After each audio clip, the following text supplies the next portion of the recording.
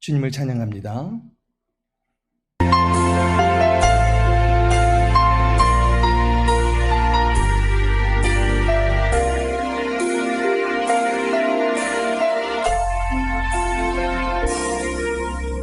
아버지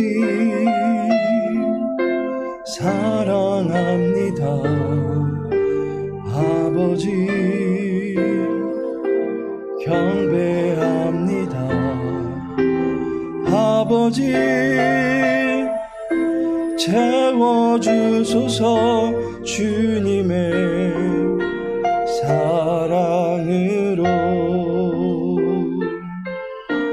예수님 사랑합니다. 예수님 경배합니다. 예수님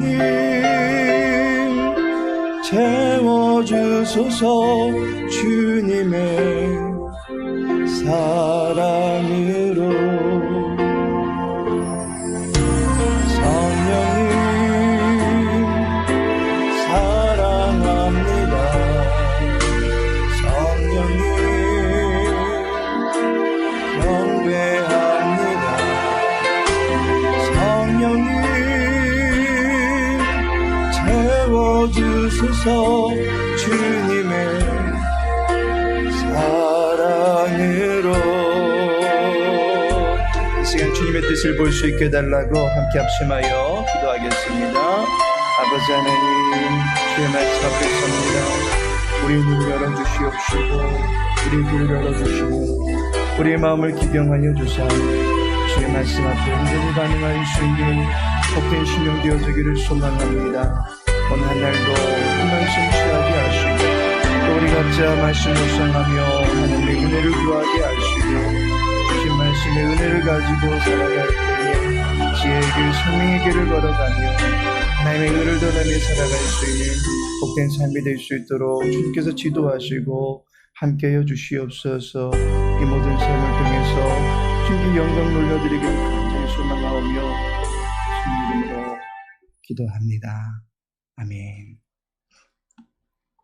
사도행전 15장입니다. 사도행전 15장 1절에서 11절까지의 말씀입니다. 1절에서 11절까지의 말씀 함께 읽습니다. 어떤 사람들이 유대로부터 내려와서 형제들을 가르치되 너희가 모세의 법대로 할례를 받지 아니하면 능히 구원을 받지 못하리라 하니 바울 및 바나바와 그들 사이에 적지 아니한 다툼과 변론이 일어난지라. 형제들이 이 문제에 대하여 바울과 바나바와 및 그 중에 몇 사람을 예루살렘에 있는 사도와 장로들에게 보내기로 작정하니라. 그들이 교회의 전송을 받고 베니게와 사마리아로 다니며 이방인들이 주께 돌아온 일을 말하여 형제들을 다 크게 기쁘게 하더라. 예루살렘에 이르러 교회와 사도와 장로들에게 영접을 받고 하나님이 자기들과 함께 계셔 행하신 모든 일을 말하며 바리새파 중에 어떤 믿는 사람들이 일어나 말하되 이방인에게 할례를 행하고 모세의 율법을 지키라 명하는 것이 마땅하다 아니라. 사도와 장로들이 이 일을 의논하러 모여 많은 변론이 있은 후에 베드로가 일어나 말하되 형제들아 너희도 알거니와 하나님이 이방인들로 내 입에서 복음의 말씀을 들어 믿게 하시려고 오래전부터 너희 가운데서 나를 택하시고 또 마음을 아시는 하나님이 우리에게와 같이 그들에게도 성령을 주어 증언하시고 믿음으로 그들의 마음을 깨끗이 하사 그들이나 우리나 차별하지 아니하셨느니라. 그런데 지금 너희가 어찌하여 하나님을 시험하여 우리 조상과 우리도 능히 매지 못하던 멍에를 제자들의 목에 두려느냐. 그러나 우리는 그들이 우리와 동일하게 주 예수의 은혜로 구원받는 줄 믿노라 하니라. 아멘. 생명의 삶과 함께 잘 살기 17번째 시간입니다. 오늘은 본문의 말씀 통해서 진리는 조작이 아니고 발견하는 것입니다. 진리는 조작이 아니고 발견하는 것입니다. 라는 제목으로 묵상의 은혜 나누고자 합니다. 성경은 누구나 볼 수 있게끔 문자화 되어 주어졌습니다. 그래서 누구나 성경을 쉽게 읽을 수 있습니다. 누구나 읽을 수 있다라고 해서 아무렇게나 해석하고 판단하는 것은 위험합니다. 3일 예배를 통해서 우리는 사도신경을 살펴보고 있습니다. 태초에 하나님이 천지를 창조하시니라 라는 동일한 성경 구절을 읽으면서도 하나님을 오해하고 있는 이들이 있습니다. 하나님은 창조만 하시고 역사의 뒤로 물러나셨다라고 하거나 창조된 모든 것들 속에 하나님이 계신다라고 주장하기도 하고 아예 그 말씀 자체를 거부하는 이들도 있습니다. 구약만 그렇습니까? 신약도 마태복음 1장만 보아도 처녀가 잉태하여 아들을 낳을 것이요 라는 구절을 가지고도 온갖 억측과 허다한 이야기들이 보태지고 있습니다. 믿으라고 들려주신 것이고 보여주신 것이고 기록해 주신 성경임에도 불구하고 성경에 대한 반응은 다양하게 나타납니다. 적대하거나 수용하거나 뿐 아니라 수용하는 듯 하면서도 그 안에서 온갖 오해들을 더해갑니다. 진정코 오직 성경이라고 외쳤던 종교개혁자들의 마음이 어떠하고 성경은 성경으로 라고 선포하던 이들의 마음이 어떠했는지 알 듯 싶습니다. 동일한 장소에서 동일한 지시를 들었어도 그 지시를 이해하고 이행하는 수준이 각각 다른 것을 보게 됩니다. 마치 만나를 하루치만 준비하라고 했는데도 자신들의 사정에 따라서 많이 담아가는 모습처럼 성경에 있는 말씀 그대로를 취하기보다는 온갖 잡다한 상상과 합리성을 들이대면서 해석을 하려고 합니다. 성경을 하나님의 말씀으로 대하기보다는 사람의 책으로 둔갑시켜 놓습니다. 우리에게는 성경을 있는 그대로 또한 성경을 성경으로 풀면서 성경대로 믿는 순전함이 필요합니다. 이를 위하여 교리는 성경의 이해를 도울 수 있게끔 명료하여 가르쳐주고 있는 것입니다. 교리는 성경의 진리를 체계적으로 정리해 놓은 것입니다. 인간은 지성을 가지고 있습니다. 교리는 인간의 지적인 능력을 존중함으로써 제공되는 것입니다. 서로 각자의 신앙을 가지고 사는 것이 아니라 성경이 가르치는 공통된 진리를 함께 동의하고 함께 공유할 수 있어야 하는 것입니다. 성경을 가지고 있음에도 불구하고 이상하게 믿는 집단들이 얼마나 많이 있습니까? 그 집단들을 들여다보면 거짓된 가르침을 성경적 용어의 그 개념을 접목시켜가지고 만들어 놓은 경전들을 가지고 있는 것을 보게 됩니다. 마치 성경을 잘 풀어놓은 책과 같아 보입니다. 그들의 경전에 빠져버리면 성경을 제멋대로 해석하게 되어 있습니다.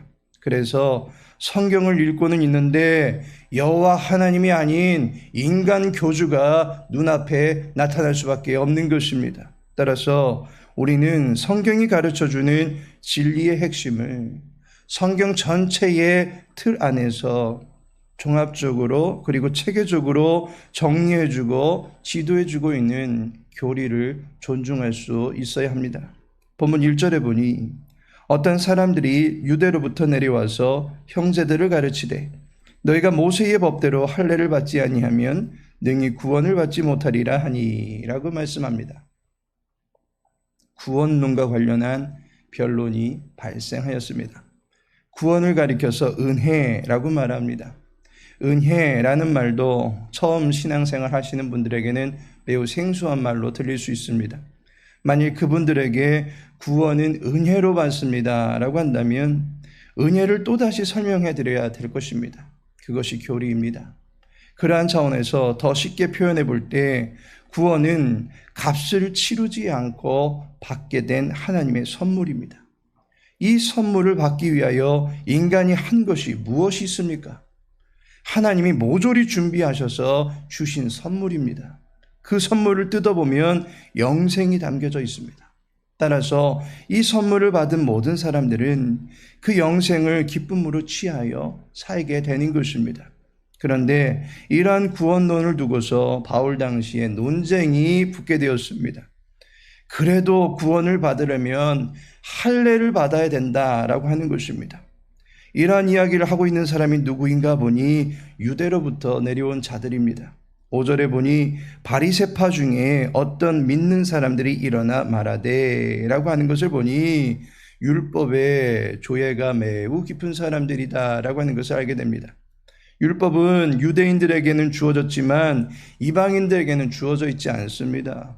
그러다 보니 이방인들도 할례를 받아야 한다라고 가르치고 강요하고 있었던 것입니다.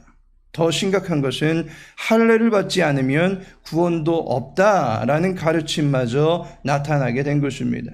이러한 일을 두고서 베드로를 비롯한 여러 장로들과 바울과 바나바가 모이게 됩니다. 6절에 사도와 장로들이 이 일을 의논하러 모여라고 합니다. 사도는 그리스도의 증인입니다. 장로는 7 집사와 같이 따로 세운 교회 조직상의 일꾼입니다. 이들이 함께 모여서 의논을 합니다. 진리라고 하는 것이 의논에서 결정되는 것이 아닙니다. 진리를 제조하려고 모이는 것이 아닙니다. 진리를 발견하기 위해서 모이는 것입니다. 진리는 이미 주어졌습니다. 그것을 하나님은 직접 말씀하여 주시지 아니하고 이전에 있었던 모든 사례들을 통해서 지도자들이 분명한 진리로 확립시키게끔 그 방법을 취하여 주신 것입니다. 이 모임을 통해서 하나님께서 행하시는 구원에 관해서는 인간의 행위가 개입될 여지가 전혀 없다라고 하는 것이 진리이고 그 진리를 재확인하고 천명하게 된 것입니다. 할례와 같은 인위적인 행동들로 구원을 성사시킬 수 없다라고 선포합니다. 오직 하나님께서 이방인이든 유대인이든 은혜, 곧 선물로 주시는 것이 구원이다라는 것이 진리에 기반한 구원론의 공식이다라고 알 수가 있습니다. 진리에 기반한 교리를 공식적으로 예루살렘 교회가 갖출 수 있게 된 것입니다. 우리는 이와 같은 모습을 통해서 성경이 가르치고 있는 핵심 진리, 곧 교리는 단순히 내가 믿고 싶은 대로 이해하고 또한 내가 받아들이고 싶은 대로 받아들이고 내가 세우고 싶은 대로 세우는 것이 아님을 알아야 됩니다. 베드로가 증인이 되었고 바울과 바나바가 증인이 되어서 구원에 관한 교리가 확실하게 발견이 되었고 증명이 된 것입니다. 그것을 일목요연하게 정리해 놓은 것이 교리가 된 것입니다.